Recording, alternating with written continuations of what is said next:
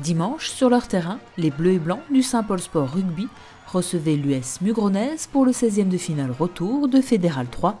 Au match aller, Mugron s'était imposé à domicile avec 4 points d'écart. Une légère avance pour les Chalossais, classés 6e à l'issue des phases de qualification, qui ont fait jeu égal en première mi-temps face aux Saint-Paulois, leaders de leur poule. C'est difficile parce qu'en face, ils ne sont pas là par hasard, même s'ils ont eu du mal à se qualifier. Après, voilà, comme j'avais dit la semaine dernière, ils ont sorti un troisième, un second, et ils sont là, ils ont vendu chèrement leur peau, on peut les féliciter. Ils ont montré beaucoup de courage, ils font preuve de beaucoup de malice aussi, donc c'est compliqué de jouer face à eux. Et donc une première mi-temps un peu équilibrée, et puis en deuxième mi-temps, on a réussi à marquer et à faire le trou et s'envoler. Mais pour s'imposer, les Bleus ont dû batailler face à des Mugronnais tenaces. Après avoir inscrit le premier essai transformé et ainsi creusé le premier écart significatif de la partie, Saint-Paul s'est aussitôt vu rattraper au score.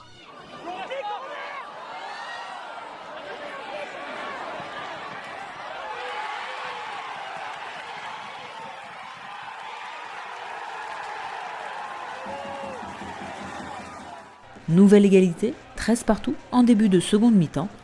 Mais dans cette rencontre à suspense, le Saint-Paul Sport s'est imposé en inscrivant 2 nouveaux essais, dont un transformé et un drop.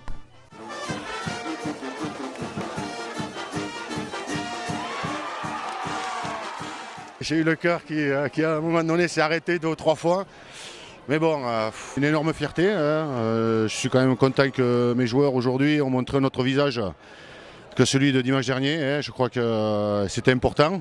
Ça capitalise un petit peu cette saison.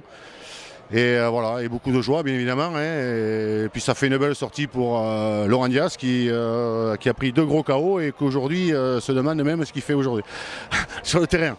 Donc mais heureusement il y aura la vidéo, il y aura la télé pour lui montrer qu'il a vécu un bon moment, un bon départ. Pour les joueurs de Mugron qui se sont battus jusque dans les dernières minutes, inscrivant collectivement le dernier essai du match, portant le score à 28-20, la défaite est amère, malgré une saison réussie pour le petit club chalossais. On nous aurait dit ça en début de saison, on aurait signé de suite. Il faut quand même pas se mentir. Mais bon, voilà, et on passait des tours et puis voilà, on avait envie et puis on sentait que ça se resserrait. Voilà, on savait qu'à chaque fois c'était une équipe encore plus forte. Et là, peut-être que l'étage était un peu trop haut. Ça s'est pas joué à grand chose, je pense quand même.